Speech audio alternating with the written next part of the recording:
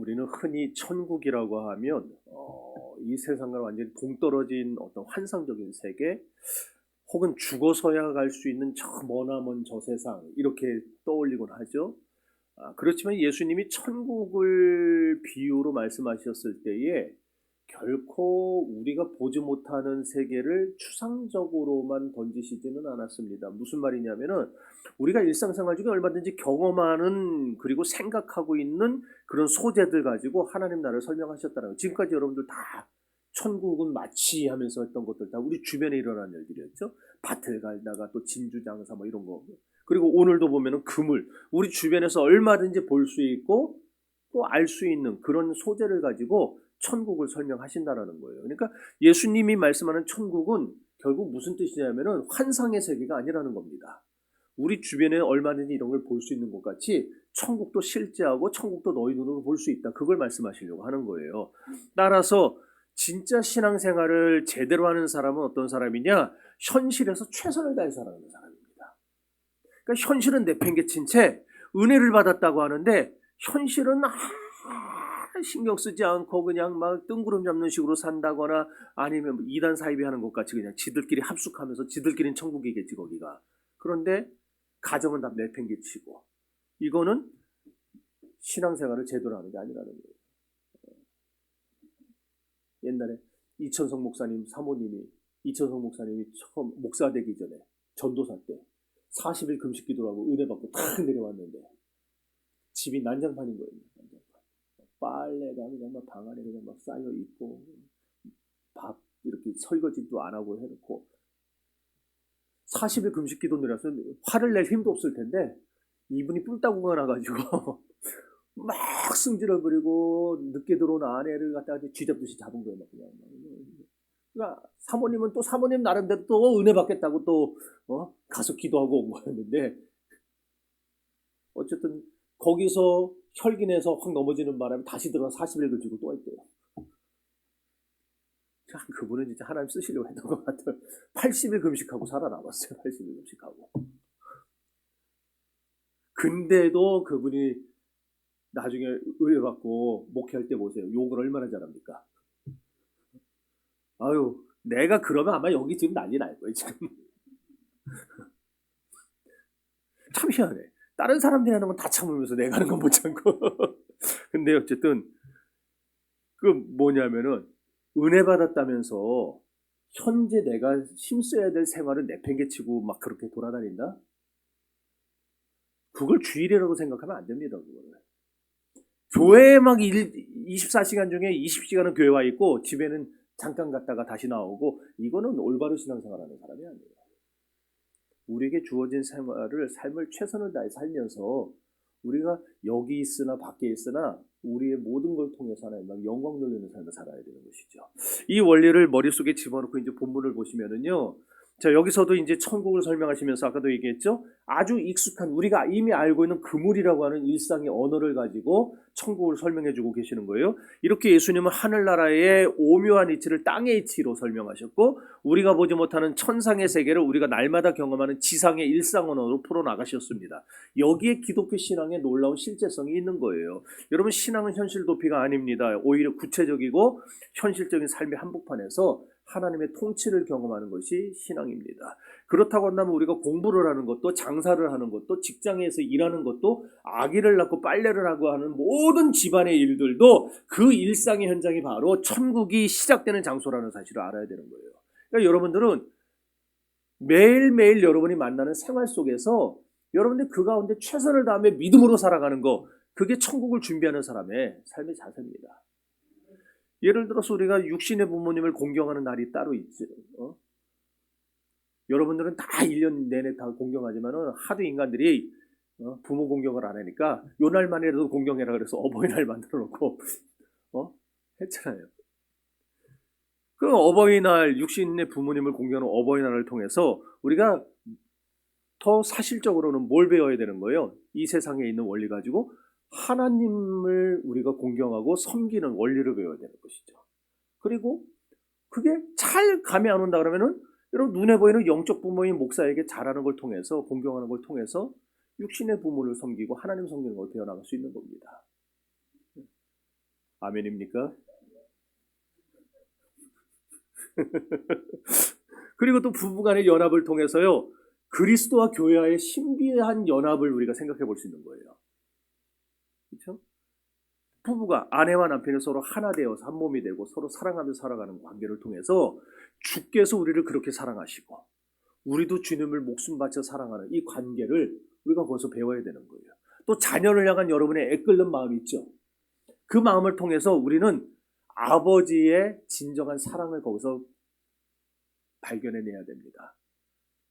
내가 내 자식을 이렇게 사랑하는 것처럼 우리 하나님은 나를 이렇게 사랑하시겠지. 우리가 그걸 발견해야 돼요. 이게 참된 신앙의 안목이라는 거예요. 그러니까 일상생활을 떠나서 신앙생활하는 건 잘못이고 일상생활 속에서 우리는 모든 순간마다 하나님을 경험하고 하나님을 발견하고 하나님을 찾아가는 과정. 그런 걸 해요. 그런 점에서 가장 어리석은 신앙인이 누구냐? 현실을 부정하고 아까 얘기한 대로 내팽개친 채 그냥 자기만 붕붕 떠서 신앙생활 하는 사람들. 이게 어리석은 신앙이에요. 그래서 뭐 똑같은 말을 반복하는 것 같지만 우리가 진정으로 영적으로 눈을 뜨면은요 영적인 감각이 생겨납니다. 그래서 눈으로는 산과 바다를 보면서도 거기서 하나님의 성실하심을 느껴요. 그래서 여러분들 다 산에 올라가면 뭐부터 나옵니까? 세상 사람들은 야호 이거부터 하는데 여러분들은 참 아름다워라 주 이거 나오잖아요. 안 나와요? 나오죠? 그래. 우리는 자연을 보면서도 하나님을 발견해요. 거기서 또 스쳐 지나가는 바람을 우리가 이 귀로 들으면서도 거기서 성령의 세밀한 터치를 우리는 경험하게 됩니다. 이렇게 영적인 눈을 뜨면은 이런 영적 감각들이 생겨난다는 거예요. 오늘 여러분에게 이런 영적 감각이 더 강해져 가지고 주님의 사명을 온전히 감당해 나갈 수 있기를 바랍니다.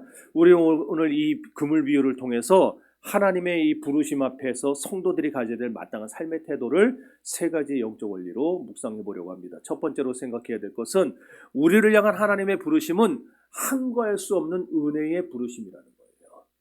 예수님이 바닷가에서 어부들이 그물을 끌어올리는 이 평범한 모습을 통해서 우리 영혼을 향한 하나님의 적극적인 부르심과 마지막 날의 심판을 지금 말씀해 주고 있습니다. 여기 보면 천국을 뭐라고 어떻게 설명하고 있냐면은 바다에 치고 각종 물고기를 모으는 그물과 같다 그랬어요. 당시 어부들이 예수님 당시 어부들이 사용하는 그물에는 두 가지가 있었습니다.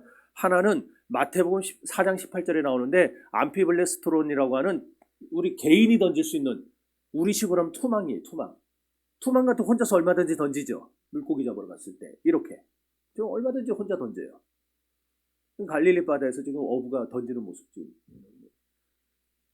또 하나는 마태복음 13장 40 오늘 본문에 나오는 그물이에요. 바다에 치고 고기를 끌어모으는 그물 같은 이 그물. 이게 뭐냐? 사게네라고 부르는 그물인데 이거는 예인망 아세요? 배와 배 사이에 연결해가지고 그냥 바다에다가 그물 크게 치고 그냥 막 때로 막 잡아들이는 거. 아예 밑바닥까지 막 긁어갖고 끌어올리는 거. 끌고물. 이걸 말해요. 이렇게.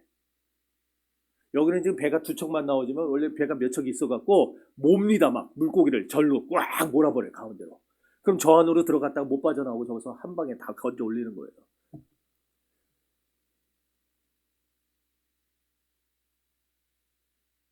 아시겠죠? 네. 여러분들이 워낙 잘 알죠? 근데 왜 모르는 척하고 그렇게 그럼 오늘 본문에 등장한 그물이 어떤 그물이라고요? 요거 사계네.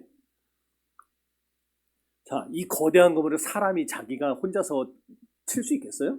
안 되죠. 불가능하죠. 사계네는 여러 척의 배가 협동해가지고 아주 넓은 범위를 에워싸고 밑바닥까지 훑어내리는 방식이 그물이기 때문에 혼자서는 도저히 안 됩니다. 그럼 이 사계네 그물이 의미하는 바가 있어요. 그게 뭐냐? 의미하는 바가 뭐냐? 하나님이 당신의 백성들을 부르실 때에 이 여러 척의 배들이 협동해서 고기를 그냥 그물로 몰아가는 것 같이 하나님도 적극적이고 또 주권적으로 우리 성도들을 불러 모으신다라는 것을 설명하기에 저 그물이라는 단어를 쓰신 거예요. 그러니까 하나님은 낚싯대 딱 던져놓고 한 대 던져놓고 세워라 내워라 물고기가 물기만 기다리는 분이 아니라는 겁니다. 영청 촘촘한 은혜의 그물망을 쳐놓고 당신의 사랑의 그물 속으로 우리를 막 몰아가시는 거예요. 막 공격적으로. 안 들어가려고 하면 그냥 발로 첨벙첨벙 해가지고 고기를 걸로 몰고 하듯이 하나님은 우리를 이 그물 속으로 몰아넣으세요. 그래서 누가복음 14장 23절에 보면은 이런 비슷한 단어가 나옵니다.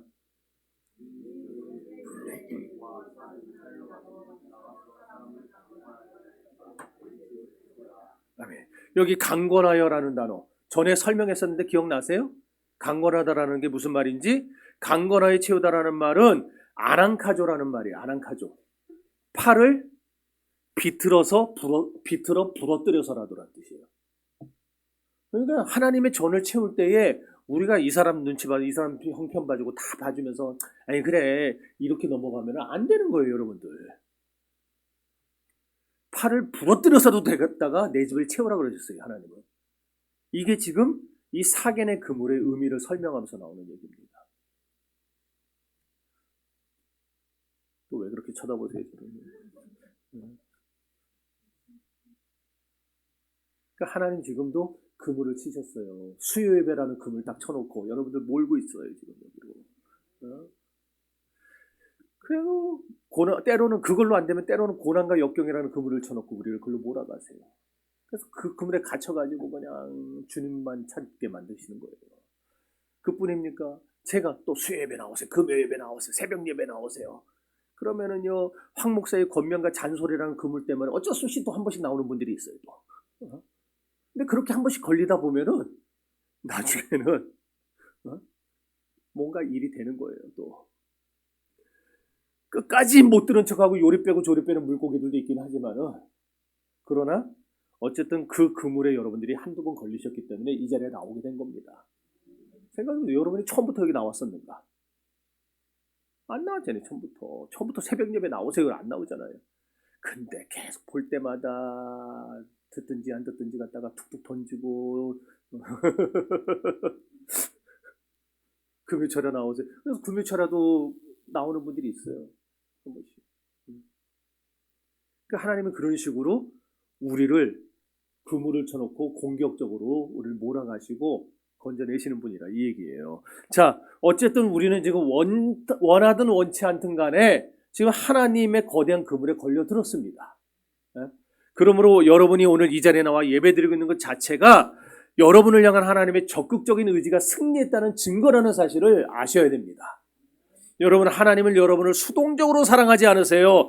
적극적으로 여러분의 삶을 덮치시는 분입니다. 그래서 우리가 이 사랑을 뭐라 부르느냐? 항거할 수 없는 은혜, 항거할 수 없는 은혜. 그래서 불가항력적 은혜라 부르는 거예요. 그래요.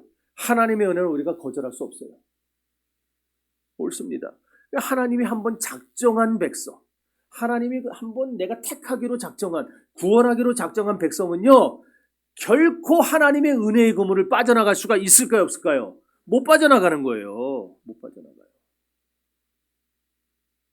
아무리 길을 써도 별 발광을 다해도 하나님이 한번 그물 쳐놓고 잡으려고 작정하시면은요, 누구도 빠져나갈 수 없어요. 여러분, 깊은 바닷속을 우리가 심해라고 부르죠. 심해. 근데 지금까지 밝혀진 바로는 150m를 넘어도 150m만 넘어도 빛이 거의 안 들어간대요. 거의 빛이 없대요. 그러니까 심해, 바닷속 1000m 아래는 어떨까요? 깜깜하다는 말로 설명이 안 되겠죠. 그거는 그냥 암흑이에요. 암흑이 지배하면서. 근데 그런 곳에도 생명체가 살아요. 제가 예전에 한번 막 물고기들 막 그림 막 보여주고 했잖아요. 사진 보여주고. 그래서 특수하게 제작된 탐사선들이 간혹 가다가 그 심해로 내려갈 때가 있어요. 내려가서 이제 물고기들 생물들이 도대체 뭐가 있는가를 조사하기 위해서. 그래서 강력한 조명을 탁 킵니다. 그럼 걔들이 그런 조명을 한 번도 못 보다가 그 불 탁 켜면 막 그냥 나방이고 뭐 하루살이고 그냥 불로 그냥 다 날라드는 것 같이 물고기들이 막 몰려들어요. 그럼 그때 딱 그물을 펴놨다가 싹 잡아갖고 올라오는 거예요. 근데 우리의 구원이 이와 같습니다. 죽음의 바다 밑바닥에 가라앉아 있던 우리를 위해서 하나님이 그리스도라고 하는 생명 그물을 이 심연의 고통 속으로 던져 넣으셨어요. 우리는 그런 하나님의 적극적인 부르심에 붙들린 사람들이라는 거예요. 우리 중에 어느 누구도요 처음부터 열심 가지고 교회 나온 사람은 뭐 어쩌다 하나 있을 수 있겠지만 그건 거의 없어요. 저도 그냥 태어나면서부터 그냥 교회 나온 것이지 제가 인격적으로 주님을 만나고 영접하고 내 스스로 내 신앙으로 하나님을 모셔드리고 내가 믿음 생활을 하기 시작한 거는요 훨씬 나이 들어서요. 여러분도 그렇지 않아요? 모태신앙도 아마 저와 비슷한 걸 겪으셨을 거예요. 모태신앙이 아닌 당대에 믿은 분들은 아예 예수 모르고 살다가 어느 날 교회에 전도받아 나왔는데 그렇다고 처음부터 나오자마자 팍 한 사람이 있는가 하면은 거의 없죠. 그런 사람은 거의 안 나오려고 그러면 또 찾아와가지고 또 나오라고 꼬시고 또 데려다 놓고 그럼 또 몇 주 나오다 또 안 나와요. 그럼 다시 찾아가서 또 데려다 놓고 이걸 반복하다가 어느 날부터 마음에 믿음이 싹 트고 그러면서 자기 자리를 지키게 돼서 여기까지 오게 된 거예요. 아닙니까? 맞죠? 네, 맞아요. 어떤 사람은 인생의 고난이라는 그물에 걸려서 온 사람도 있을 것이고 어떤 분은 친구의 권유라는 그물에 걸려서 온 분도 있을 것이고 심지어 누군가는 옛날에 저희 때는 그랬어요. 이성 만나려고 이성 만나려고 교회 오는 사람도 꽤 있었어요. 근데 그렇게 와서도 하나님은 참 신비한 게 그런 그물을 끌어들여서라도 그 사람을 예수 믿게 만드시더라고요. 내 친구 중에도 있어요. 그리고 지금 장로가 됐어요. 하지만 이 모든 우연 같은 과정 배후에는 왜 그래요? 하나님이 던지신 사견의 그물이 있기 때문에 그렇게 되는 거예요. 우리가 볼 땐 다 우연인 것 같고 어떻게 하다 보니까 그렇게 된 것 같지만 하나님이 이미 다 그물을 쳐놓고 우리를 글로 몰아넣으시고 우리를 잡아서 하나님이 우리를 거기서 계속 권면하고 훈련을 시키시기 때문에 우리가 오늘 이렇게 자라나게 된 겁니다. 여러분, 오늘 여러분의 인생에 이와 같은 하나님의 그물이 펼쳐져 있음을 믿으시고 그리고 하나님의 그 은혜 아래 여러분 복종하시고 자발적으로 신앙생활을 할 수 있기를 바랍니다. 옛날 영국의 한 유명한 탐험가가요 남극에서 길을 잃고 죽음의 문턱까지 갔어요. 근데 정신이 점점 가물거릴 때에 환상인지 뭔지 자기 딴에는 환상이라는 걸 봤대요. 근데 누군가 자기를 이렇게 강력하게 확 잡아 끌어일으키는 환상을 봤대요. 그래서 놀래갖고 펄떡 일어나는 거예요. 놀래갖고 정신을 잃어가다가 펄떡 일어났어요. 그래서 사력을 다해서 마지막 힘을 짜내서 겨우 길을 찾아서 살아났다 그랬는데 나중에 알고 보니까 자기가 그 환상을 본 시간이 언제냐? 자기 어머니가 자기를 위해 기도하던 시간이었대요. 그러니까 어머니의 기도가 사견의 그물처럼 아들을 덮친 거예요. 그러면 어머니는 계속 기도하고 있었어요. 그 계속 기도하고 시간만 되면 늘 교회 나와서 기도하던 그 기도였는데 그게 하나님의 은혜의 그물이 돼서 아들이 위기에 처했을 때 하나님이 그 그물로 아들을 잡아 당겨준 거예요. 어머니의 기도가 이런데 하나님의 기도는 어떻겠습니까? 하나님의 부르심은 더 무차별적이고 훨씬 더 강력하겠죠. 우리를 향한 하나님의 사랑은 이처럼 집요합니다. 그 집요한 사랑이 안 믿겠다, 싫다, 나중에 가겠다, 지금은 바쁘다는 여러분을 잡아 끌어가지고 이 자리로 끌어낸 겁니다. 그렇다면 이제 우리가 해야 될 일이 있어요. 뭘 해야 되겠습니까? 하나님이 강권적으로 여러분을 잡아다가 이 자리에 앉혀놔서 사람 만들어 놓으셨으니까 이제 우리가 사람 됐으니까 우리 뭐 해야 되겠어요? 하나님이 그러셨듯이 우리도 세상을 향해서 이 생명의 그물을 던지는 사람 낚는 어부가 돼야 되는 거예요. 12제자만 사람 낚는 어부 되라고 부르신 거 아니에요. 모든 그리스도인들이 사람 낚는 어부가 돼야 됩니다. 그래서 여러분들 전도는 세련된 기술이 아닙니다. 주님의 적극적인 사랑을 본받아서 우리도 적극적으로 그냥 그물을 던지는 거예요. 그냥 오늘 확 던졌는데 안 믿어. 그럼 포기하지 마. 다음날 가서 또 확 던지고 또 안 믿어.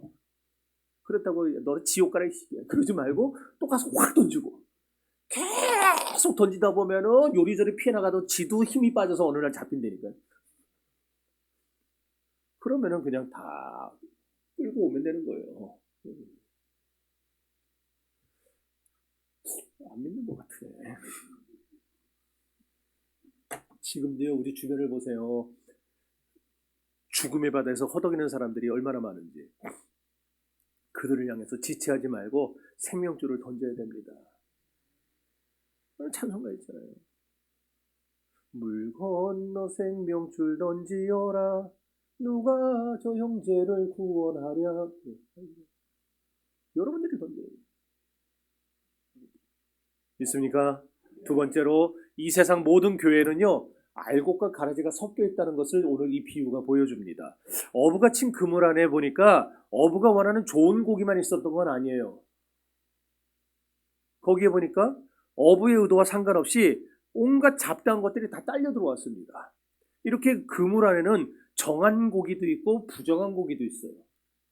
이게 뭘 의미합니까? 이 지구상의 존재, 지상에 존재하는 모든 가시적인 교회, 우리 더함교회를 비롯해서 여 근처에 있는 모든 교회들도 가시적 교회죠. 지상교회니까 눈에 보이잖아요. 이런 가시적 교회는요 다 어떻냐 그 현실을 적나라하게 보여주고 있는 거예요. 당시 백성들은요 율법에 따라서 비늘과 지느러미가 있는 베드로고기와 같은 물고기만 잡아먹었습니다. 우리가 알고 있는 뭐 뱀장어, 메기, 가물치 이런 건 안 먹습니다. 왜?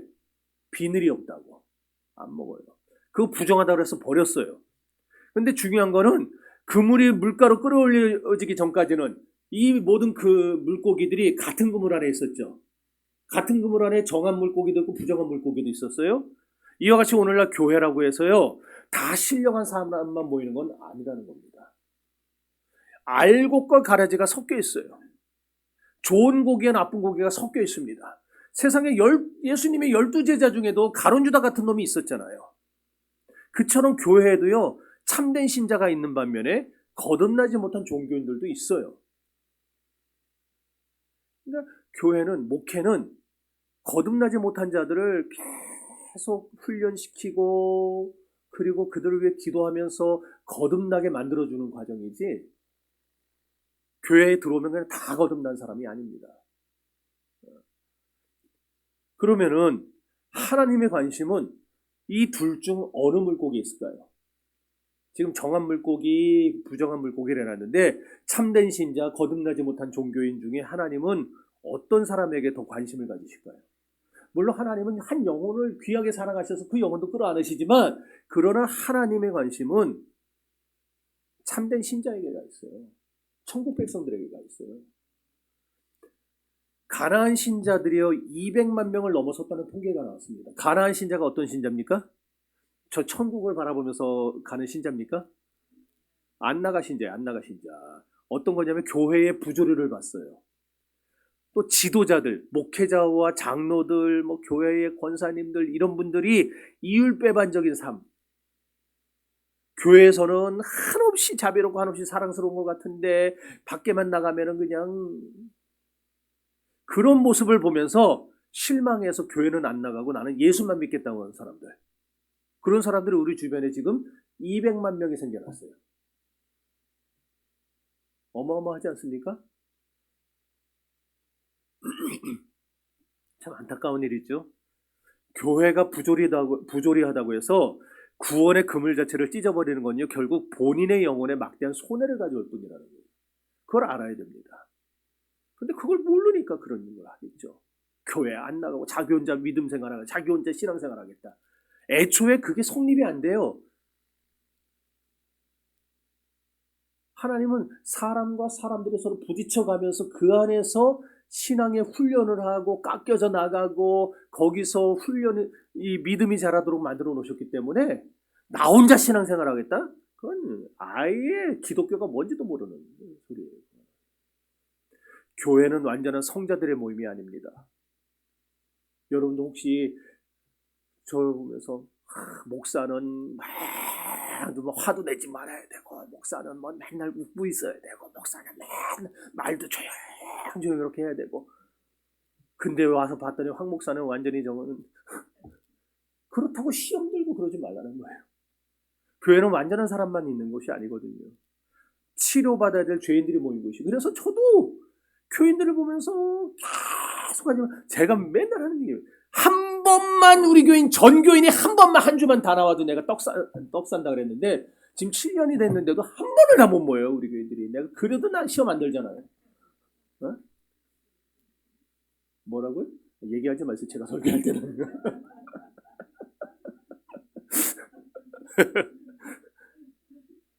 내가 만약 인간적인 생각으로 이거 하고 있었다면요, 어떻게 견딥니까? 여기서 진짜 내 말을 이렇게 무시해?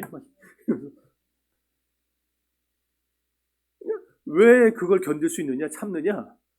교회는 완전한 사람들이 모인 게 아니니까, 불완전한 사람들이 모인 곳이니까. 그러니까 목사를 상처 주고 목사에게 안 좋은 말 하고 뒤에서 불평하는 소리 내 다 들어도 그냥 넘기는 거예요. 다 듣고 나중에 믿음이 자라면 알겠지, 믿음이 자라면 알겠지 그러면서. 여러분들도 그렇게 생각하셔야 돼요. 교회는 다 좋은 사람, 완전한 사람만 있는 게 아니에요. 그러니까 교회 와서 사람 보고 시험 드는 게 제일 바보예요. 여러분들 예수를 믿는다는 게 사람 때문에 믿는 거 아니잖아요. 여러분 하나님 믿으면 됐지 무슨 사람을 보고 믿어요. 저보고 믿지 마세요. 옆에 있는 우리 교인들 보고도 믿지 마세요. 그 사람은 언제라도 그렇게 생각하세요. 설마 그러진 않겠지만 언제라도 돌아설 사람. 그러니까 여러분들 사람 보고 믿지 말고 하나님만 바라보고 신앙생활 하시기 바랍니다. 그러니까 교회가 어둡다, 교회가 부조리하다 그러면 교회를 나가서 비판할 게 아니고 여러분이 교회에서 촛대가 되면 되는 거예요. 지난번에 여기 이제 초를 7개 갖다 꽂아놔야 되겠어요. 여러분이 교회에서 촛대가 돼서 촛불이 되시면 되는 거예요. 그럼 교회가 밝아질 거 아니에요. 안 밝아지려나? 밝아지겠죠. 여러분이 다 촛대가 되시면은. 교회가 오염됐다. 그러면 여러분들이 교회에서 한 줌의 소금이 되고 방부제가 되시면 되는 거예요. 실리카겔 되세요, 교회에서. 그럼 교회가 안 썩을 거 아니에요. 자기가 될 생각은 안 하고, 자기는 힘드니까 그렇게 될 생각 안 하고, 남들만 그렇게 되라고, 그렇게 되라고. 그건 안 돼요. 실망했다는 이유로 그물 밖으로 뛰쳐나가는 것은 영적 패배주의에 불과합니다. 지금 여러분의 영혼은 주님의 생명력으로 요동을 치고 있는 좋은 물고기십니까? 아니면은 그물 안에서 흙탕물을 일으키는 그런 존재들입니까? 고민을 해보세요. 예를 하나 더 들까요? 여러분 그물 채굴할 때요, 광부들이 거대한 암석 덩어리를 딱 깨가지고 그걸 잘게 부숩니다. 그래서 흐르는 물 속으로 이렇게 관이 그를 찾아왔어야 되는데 그 관에다가 그걸 다 부어요. 그러면 걔네들이 물로 확 쉽게 내려서 밑에서 거기에 이제 내려오는 동안에 그 이제 어느 정도 다 빠지고 그럼 밑에서 이제 또 물 막 해가지고 거기서 금 입자들을 꺼내는 거죠. 사금 채취도 그런 식으로 하고 그죠? 근데 그 처음에 보면은요 암석 덩어리 잘게 부숴서 넣을 때 보면은 아무 쓸모없는 그런 돌가루나 진흙 덩어리 슬러지라 그러는데 그게 훨씬 더 많아요. 밑에 가보면은 그 바닥에 그냥 진흙 덩어리나 그 쓸데없는 그 폐기물 한 거는 어마어마한데 금은 요만큼 나와 있어요. 그러나 지혜로운 광부들은 어떻습니까? 슬러지가 많다고 해서 금 채굴을 포기하나요? 안 하죠. 그 사람들은 그 혼탁한 물 속에 금이 반드시 섞여 있다는 걸 알기 때문에 믿기 때문에 끈기 있게 버텨요. 그래서 끝까지 하는 사람이 금을 모으는 거예요. 지상교회가 이렇게 금과 슬러지가 섞여 흐르는 통로와 같아요. 그러니 슬러지를 보고 실망해서 금을 포기하는 어리석음을 범하면 안 된다는 겁니다. 믿습니까? 하나님은 지금 이 모든 현실 속에서 하나님의 정금과 같은 그런 알곡들을 지금 다 지켜보고 구별해내세요. 그러므로 교회의 연약한 모습을 보고 떠나는 거 결국 자기 손해예요. 다시 말하지만 여러분이 어두운 곳에 등대가 되시고 오염된 곳에 소금이 되시기를 바랍니다. 주님 떠나지 말고 끝까지 은혜의 그물 안에 머무는 좋은 물고기들이 되시기를 바랍니다. 마지막 세 번째로 어부가 고기를 분류하듯이 모든 걸 결산해야 될 종말의 날이 지금 다가오고 있어요. 오늘 그물 비유의 가장 핵심적인 메시지가 바로 구별과 심판입니다. 그물이 가득 차서 물가로 끌어올려지면은 지금 어부들이 앉아서 뭐래요? 좋은 고기는 그릇에 담고 나쁜 고기는 내버린다 그랬어요. 이 장면은요, 인류 역사의 마지막에 반드시 일어나게 될 하나님의 엄중한 심판을 상징하는 겁니다. 그러니까 심판은 멀리 있는 남의 이야기가 아니에요. 역사의 종말에 반드시 하나님의 때에 악인과 의인을 갈라내시는 결산의 순간이 찾아올 것입니다. 내가 앞으로 여러분들 아멘을 안 하면 내가 다음으로 안 넘어갈 거야. 내가. 어? 한번 해봐야 나라. 할렐루야. 네, 그래. 이렇게 해라니까 이렇게. 아이씨. 그래야 저도 좀 좋아갖고 좀 하지. 출발하고 준비 갖고 왔는데 여러분들 반응 없으면 내가 어떡하겠어요. 그럼 저는 A형이라니까요. 소심한 A형이라 여기서 말 못하는 올라가서 혼자 계속 고민하는 거예요. 도대체 내가 오늘 설교를 죽을 썼나, 내 설교가 오늘 안 좋나, 도대체 저 사람 오늘 집에서 무슨 일이 있었나, 왜 와서 저렇게 뿌러퉁해갖고 날 쳐다보고 앉았나. 혼자 올라가서 다 생각하고 앉았어요, 나는. 그러다가 밤새고 새벽 예배 나오는 데가 많았어요, 내가. 그러니까 그렇게 만들지 말고 아멘을 잘해주세요. 아멘. 또 적어진다 또. 자, 어쨌든 그날의 하나님은요 정통신앙과 이단 사이비를 분명히 갈라내실 겁니다. 교주 자리에 앉아갖고 그냥 보혜사 행세를 하는 그 썩을 놈의 적그리스도들도 하나님 완전히 갈라내실 겁니다. 교회라고 간판은 내걸고 교회 같지 않은 것들도 다 갈라내실 겁니다. 또한 주님은 그것들만이 아니라 우리들까지, 우리들의 구체적인 삶을 심판하실 겁니다. 이 심판은 우리의 삶 전체를 보응하시는 심판입니다. 나는 과연 주님을 위해 살았는가? 아니면 나 자신의 영달만을 위해 살았는가? 성령의 소욕을 따라 살았는가? 아니면 죄의 소욕을 따라 살았는가? 이 모든 것이 종말의 바닷가에서 낱낱이 드러나게 될 것입니다. 그러니까 오늘 이 비유를 통해서 마지막 날 우리를 향한 최후의 심판이 기다리고 있음을 여러분들은 잊지 마셔야 됩니다. 그날에 하나님의 칭찬을 받는 자들은 영원한 희락을 누릴 것입니다. 그러나 악한 자들은 풀무불에 던져서 슬피 울며 이를 가는 고통을 겪게 될 것입니다. 우리나라 초기 기독교 선교 역사를 보면은요, 두 부류의 신자들이 존재했었어요. 하나는 서구 문명과 신학문을 배우기, 그 당시에는 이걸 가르쳐 주는 데가 없었잖아요. 신학문을 배우기 위해서 교회로 몰려들었던 개화교인들이 있었어요. 개화기 시대, 개화교인들. 또 하나는 예수 그리스도를 진정한 구주로 영접한 참된 그리스도인들이 있었습니다. 그 당시에는 이 둘이 구분이 안 됐습니다. 그러다가 105인 사건, 학교 다닐 때 들어보셨을 거예요? 105인 사건이 터집니다. 그걸 인해서 일제가 처음에는 총독 정치하다가 그 다음에 문화 정치를 막 이런 변화들이 있었죠. 아무튼 이 105인 사건 때문에 일제가 혹독하게 교회를 핍박하기 시작해요. 그때부터. 그래서 환란이 교회에 닥친 겁니다. 그 전까지는 일제에게 넘어갔지만 예수 믿는 게 그렇게 많이 어렵진 않았어요. 근데 105인 사건을 통해서 교회가 일제의 타겟이 되고 저것들을 없애버려야 이 조선징들을 통치하는 게 쉽겠다. 저것들이 자꾸 무지몽매한 조선인들을 갖다가 개화시킨다, 계몽시킨다고. 그래서 교회를 없애야 되겠다 해가지고 교회를 탄압한 계기가 된 거예요. 자, 그런데 그렇게 교회가 핍박을 받으니까요, 확연하게 구분이 되기 시작합니다. 이제 어떤 구분이 돼요? 개화교인들은 아까 얘기했듯이 신학문을 배우고 서구 문명을 배우기 위해, 영어를 배우기 위해 교회에 왔던 사람들이에요. 그러다 보니까 핍박이 오고 환란이 오니까 그걸 버텨낼 재간이 없어요. 믿음이 있어야 버티는데 믿음이 없이 그냥 남들 하는 건 다 똑같이 따라 했을 뿐이지 그걸 버텨내죠. 그래서 세상으로 다시 다 돌아가 버렸습니다. 그렇지만 진정한 기독교인들은요, 박해를 받으면서도 끝까지 자리를 지키다가 순교의 잔을 받는 사람도 생겨나고. 그래서 한국 기독교는요, 순교자들의 피 위에 세워진 교회예요. 얼마나 많은 사람이 순교를 당하고 죽었는지 몰라요, 그 당시에. 여러분, 거대한 모래시계를, 사막에서 거대한 모래시계를 만든다 상상을 해보세요. 사막의 모래가 얼마나 많겠습니까? 뭐 수조 톤이 넘을 거예요, 아마 수조 톤. 그런데 그 모래시계를 아무리 거대하게 만든다 해도요, 그 모래시계의 좁은 구멍을 통과할 때는 그 많은 모래가 한꺼번에 쏟아지나요? 아니죠. 거기에 우리 요만한 모래시계 하나씩 떨어지잖아요. 뭐 거대하니까 많이는 떨어지겠지만 어쨌든 그 많은 사막의 모래가 한꺼번에 떨어지진 않아요.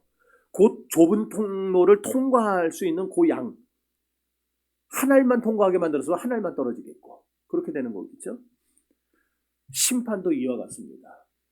지금은 군중 속에 섞여서 가라지인지 알곡인지 잘 드러나지 않지만 죽음과 심판이라는 좁은 구멍을 통과할 때 우리는 모두 단독자로 하나님 앞에 서게 됩니다.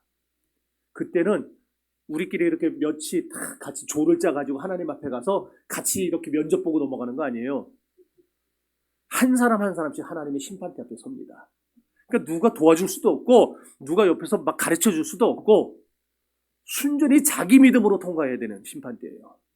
그때는 그날에 우리 영혼의 진정한 무게와 정체가 백일하에 드러날 겁니다. 그러므로 우리는 오늘 이 하루를 살아가면서 하나님의 심판을 대비하며 겸허하고 진실하게 믿음으로 살아가야 하는 것입니다. 네. 여러분은 주님이 그물을 끌어올리시는 그 마지막 날에 기쁨으로 그릇에 담길 준비가 되어 있으십니까? 환난 중에도 흔들리지 않는 알곡 믿음으로 무장하는 여러분이 되시기를 축복합니다. 이제 말씀을 맺겠습니다. 오늘 주님께서 우리에게 은혜의 그물을 던지고 계십니다. 우리는 하나님의 강권적인 사랑의 그물에 걸려서 오늘 이 자리에 다 나왔습니다. 이 얼마나 압도적인 은혜입니까? 이제 우리에게 필요한 것은 내가 과연 좋은 물고기인가 스스로 점검하는 거예요. 현실 속에서 영적인 안목을 잃지 마십시오. 신앙은 관념이 아니고 실제적인 순종입니다. 교회 안의 부조리한 연약함 때문에 교인들의 모습에 실망해서 가나안 신자가 되는 어리석음을 범하면 안 됩니다. 오히려 여러분들이 썩어가는 교회를 살리는 방부제가 되어야 되고 소금이 되셔야 됩니다. 우리는 겉모양만 신자인 개화교인의 길을 가서도 안 됩니다. 어떤 환난이 와도 끝까지 주님을 왕으로 모시고 사명을 감당하는 참된 알곡들이 되셔야 됩니다. 무엇보다 마지막 날의 심판을 준비하며 기억하면서 오늘을 진실하게 살아가야 됩니다. 하나님의 그물은 지금도 물가로 당겨지고 있습니다. 지금 계속 당겨지고 있어요. 다 당겨지는 날이 심판의 날입니다. 그물이 무태 닿는 순간에 우리는 주님의 손에 의해 너는 좋은 물고기냐 나쁜 물고기냐가 가려지게 될 겁니다. 또한 우리도 가만히 앉아서 있는 자들 되지 마시고 열심히 복음의 그물을 던져서 죽어가는 영혼들을 건져 올리는 사람 낚는 어부의 사명을 감당하셔야 됩니다. 주님의 그물 안에서 행복한 물고기가 되시고 주님의 손에 붙들린 유능한 어부가 되어서 하나님 나라를 풍성하게 해나가는 저 여러분이 될 수 있기를 바랍니다. 이제 옆에 앉으신 분들과 한번 서로 보면서 짝이 없는 분들은 앞뒤로 보세요. 보면서 인사 한번 합시다. 어쩌면 그렇게 알곡처럼 생기셨습니까?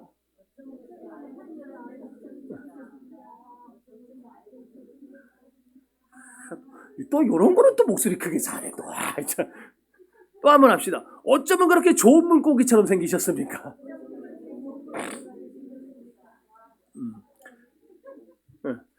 언제까지고 여러분들 모두가 다 그렇게 하나님의 그물 안에 잡혀있는 좋은 물고기들 되시길 바랍니다.